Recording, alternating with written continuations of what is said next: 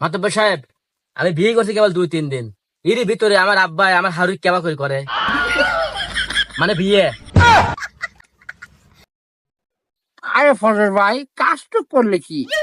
আরে ভাই আল্লাহ আদা দিস না, হেও আমাকে চাইছে, আমু তাক চাইছি, তাহলে সমস্যা হইলো কি?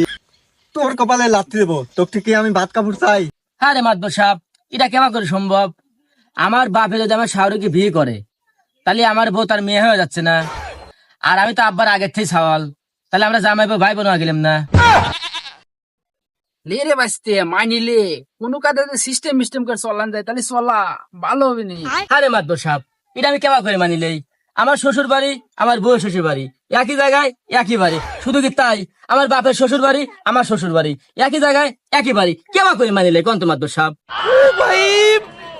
আচ্ছা মাতব্বর সাহেব, আপনি কোন তো, আমার যদি ছেলে মেয়ে হয়, তাহলে তারা আমার বাপে নানা কবি না দাদা কবি?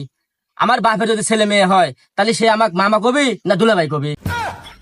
এত বড় সিপাই পড়ে গেলাম রে, এরকম সালিশ তো আমার এই মাতবর জীবনে করিনি। ও মাতব্বর, তা নয় বাদই দিলাম, আমি আমার আব্বারে শ্বশুর কব না আব্বা কব?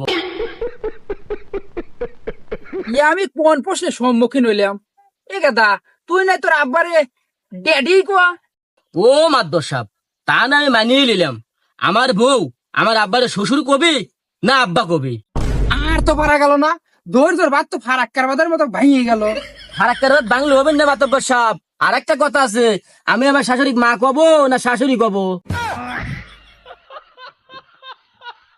এ গাদা, তুই তাহলে মাম্মি ডার্লিং বল।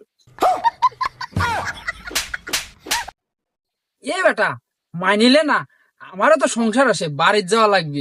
এ মাতব্বর সাহেব, আপনি বাড়িতে গেলেন, আমি কোনে যাব? আমি তো আমার বাড়িতে গেলে মনে হয় আমার বাড়ি আইছি না আমার শ্বশুর বাড়ি আইছি। বিশ্বাস কর ভাইস্তে, আমি নিজেও জানি না। আরে ফজর, তোর তো হেটাই তক্তা ভাঙার দরকার। আর হন, মিটলাই যতদিন আপেল না হবে, আমি মাতব্বর সাহেব কোনদিন দরবার করবো লাই, বুঝছিস?